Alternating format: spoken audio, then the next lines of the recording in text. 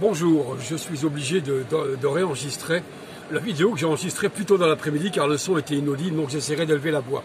Je suis donc en ce 18 juin, l'appel du 18 juin, où certains fanfarons tentent de récupérer le travail des Jean Moulin, des Henri Freinet, des grands résistants, du colonel Passy et donc du général de Gaulle, de jouer les résistants en rackettant, en essayant de cambrioler, de dévaster l'héritage historique de la France. Je suis donc sur cette place du général de Gaulle, où vous voyez derrière moi cette magnifique colonne qu'on appelle ici à Lille la colonne de la déesse, qui symbolise la résistance des Flandres et donc de la France contre l'occupation et l'invasion autrichienne du XVIIIe siècle, où d'ailleurs, pour la petite histoire, D'Artagnan était le gouverneur de la région de Lille. Un gouverneur pitoyable parce qu'apparemment il faisait beaucoup de dégâts dans les rangs des militaires. D'Artagnan d'ailleurs qui fut le seul personnage des Trois Mousquetaires à avoir réellement existé. Porthos, Aramis et le troisième, Porthos, Aramis, Athos, sont des personnages d'invention qui ont été inventés par le génie littéraire d'Alexandre Dumas.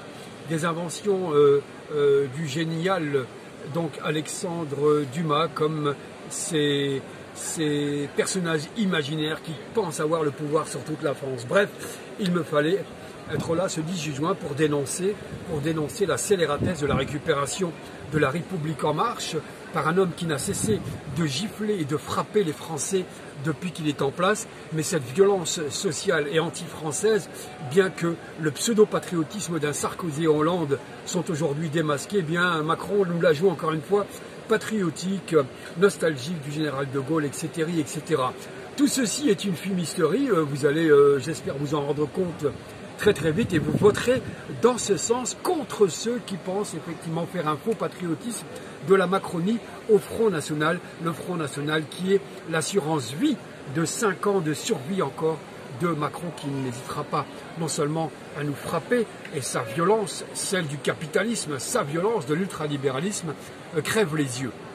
Et elle continuera à faire avec confinement, vaccination et tout ce qui va avec, donc soyez prudents, éjectez ces deux partis extrémistes que sont le néolibéralisme, l'ultralibéralisme et la rapacerie qui va avec, et le Front National ou le Rassemblement National qui lui n'est contre rien finalement, ni contre l'Europe.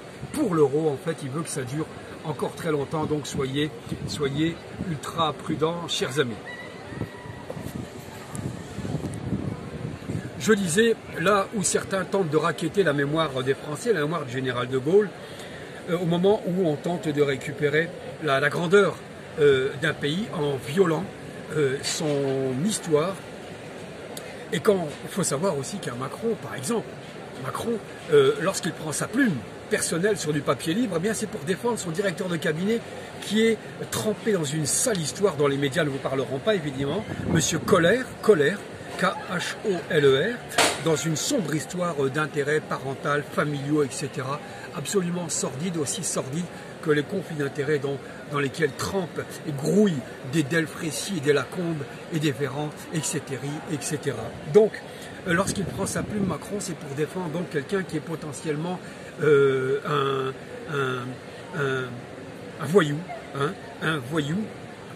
Alors que le général de Gaulle, lorsqu'il prenait sa plume pour faire un lien avec tout ça, en 1941, c'est quand il recevait Jean Moulin à Londres et qu'il lui adressait une lettre de 2 pages pour confirmer qu'il avait toute habilitation pour sauver la France et prendre toutes les mesures avec Henri Freinet et donc les francs-tireurs français qui défendaient la France à l'époque. Toute cette République qui nous prépare d'ailleurs une fête de la musique électro, parce que le président se veut brancher, comme sa vidéo absolument inacceptable et indécente dans les jardins de l'Élysée, avec de pauvres types qui n'ont aucun sens de la République, n'ont aucun sens de devoir, qui sont allés mettre en ligne une vidéo absolument sordide. Un président qui prépare un concert électro pour faire jeune et branché, pour plaire à Brigitte et à sa clique de députés branchouilles dans les jardins, sur le perron de l'Élysée, comme l'année dernière, fête de la musique, où une espèce de bande de cinglés hystériques, vulgaires, sont venus souiller le perron de l'Élysée, avec votre argent, ça a coûté 500 000 €, aussi cher que la vaisselle de la marquise de Pompadour. Bref, le couple qui squatte l'Élysée, sans avoir d'ailleurs jamais payé un sou vaillant son loyer. Hein. Ce sont des squatteurs, si j'ose dire. Bref, ils tentent de racketter tout ça dans les appartements sublimes de la République, alors que Madame Bidot, Agnès Bidot, par exemple, à Marseille, rue Kléber, exactement à Marseille, recevait quasiment l'état-major de la résistance française dans sa petite cuisine. Regardez la différence entre des grands hommes qui marquent l'histoire et des usurpateurs d'aujourd'hui qui profitent du luxe des palais de la République, ou autres grandes réunions qui se tenaient dans l'état-major de la résistance française rue du Four à Paris, ou ces réunions aussi qu'il faisait avec M. Aubrac à Lyon, du côté de la rue Pasteur. Voilà des appartements simples où l'histoire de la France se faisait, contrairement à ces ignobles rassemblements et ces idées scélérates qui nous viennent de je ne sais où. Ces idées scélérates qui ont migré en France, celles du capitalisme et l'ultralibéralisme, qui descendent de je ne sais quel rafio, qui viennent de je ne sais quel tripot de Macao pour asservir la France et lui voler toutes ses libertés, tous ses acquis sociaux. Je ne sais pas d'où viennent ces idées scélérates de la République en marche qui descendent d'une espèce de paquebot qui ressemble à un tripot chargé d'un capitalisme de voyous. Bref, cette tentative de récupération est absolument ignoble. Et même les hommages à l'Arc de Triomphe ne veulent plus rien dire. Les chants de la Marseillaise ne veulent plus rien dire. Par contre, un seul exemple, un certain Louis Danielu, qui était un amiral français, qui en 1941, son bateau, son navire accroche du côté de Cardiff, et il arrive pour se détendre dans un théâtre à Cardiff. Il arrive en pleine pièce de théâtre, et quand les Anglais voient entrer cet amiral français, qu'est-ce qui se passe? Eh bien, tous les Anglais se lèvent et chantent la Marseillaise. Cet hommage a plus de valeur et de symbole et de sens de l'honneur que tous les hommages qu'un Macron, qu'un Hollande ou qu'un Sarkozy voudront bien rendre, ou ont bien voulu rendre à la France. Donc méfiez-vous de tout ça.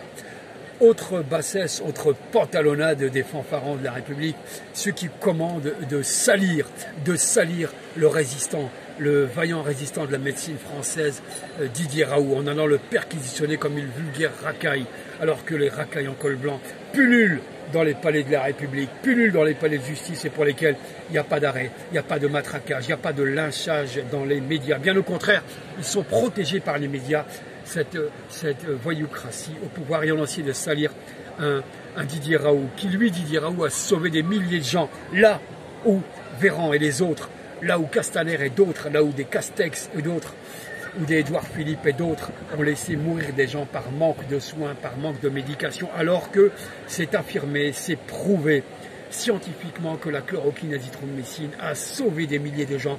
Pourquoi ne pas l'avoir donné librement en France, comme on fait un paquet d'autres pays? Je conclus, Francis Lalanne, je parlais de D'Artagnan, voilà Porthos, Aramis, à lui-même, Athos, lui-même, Lalanne, tel qu'en lui-même, comme dirait Mallarmé, le poète Mallarmé, qui se défend comme un diable devant les chiens de garde qui protègent toujours la Macronie, qui aboie sans arrêt, qui vous saute au basque et à la gorge comme du vulgaire pitbull dès que vous dénoncez la Macronie, dès que vous ne léchez pas les pompes de la marquise et du marquis Manuel, vous êtes effectivement victime des pires calomnies. Des résistants, il y en a partout. Et ne tombez pas dans le piège de celui qui a fait très très mal aux Gilets jaunes, donc à la France. Sa violence crève les yeux, la violence du néolibéralisme, du capitalisme, des Drahi, des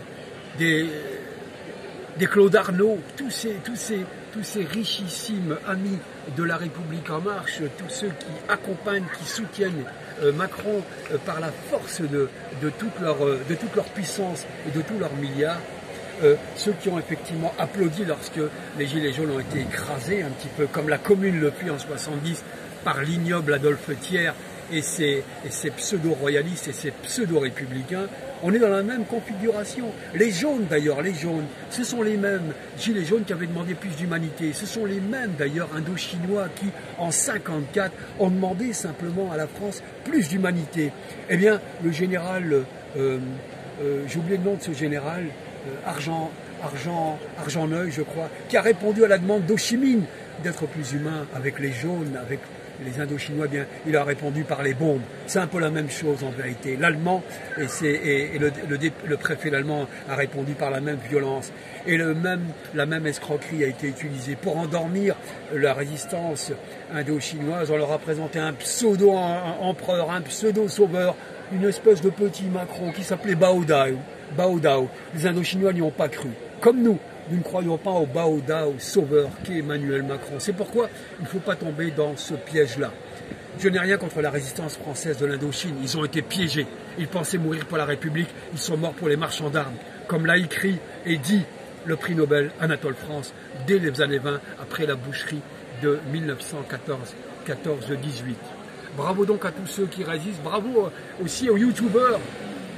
Aux youtubeurs aussi, Olive dont j'ai découvert les vidéos formidables, Sniper, Dynamiteur, Olive, qui continue à dire ce qu'il pense. Alors, il ne prend pas de détour, il cogne, il frappe très très fort Olive. Longue vie aux youtubeurs Olive aussi. Et alors, pour les élections, soyez très prudents. Ne faites pas confiance aux funestes Farfadet et Vislar Éric Zemmour, qui ne rament que pour Macron, qui amènent au plus haut les idées d'extrême droite, des idées qui sont une véritable mascarade, qui aide Marine Le Pen et ses idées à monter et qui se retirera le moment opportun. Celui qui se prend pour Coluche, pour un sauveur, n'est qu'un sordide clown, un histrion qui travaille uniquement pour le système. Il travaille pour le milliardaire Bolloré, il travaille aussi pour le gros persan au Figaro. Ce n'est pas un ami du peuple, c'est un pseudo-patriotisme. Pour en savoir davantage sur Zemmour, allez voir visionner les vidéos d'un certain Youssef Hindi qui a fait un travail complet, presque exhaustif sur Zemmour. Allez voir aussi, lisez aussi son livre et vous verrez un petit peu qui est derrière Zemmour, quel est ce sinistre personnage qui rame finalement pour la Macronie et le système capitaliste.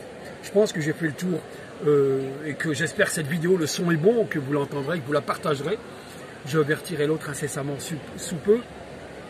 Je vous remercie pour vos commentaires arrivés déjà tout à l'heure pour la première vidéo. Vraiment merci. Je vous propose de mettre un doigt si vous avez apprécié, de la partager et de faire vos commentaires. Je vous remercie. Je mettrai aussi sous la vidéo mon adresse mail pour ceux qui veulent effectivement m'envoyer des commentaires ou des idées de vidéos ou m'aider effectivement à ce que les vidéos soient de meilleure qualité. Je vous remercie infiniment, je vous embrasse et puis c'est l'appel du 18 juin. Il va falloir bouter dehors ces ennemis de la République qui sont les républicains.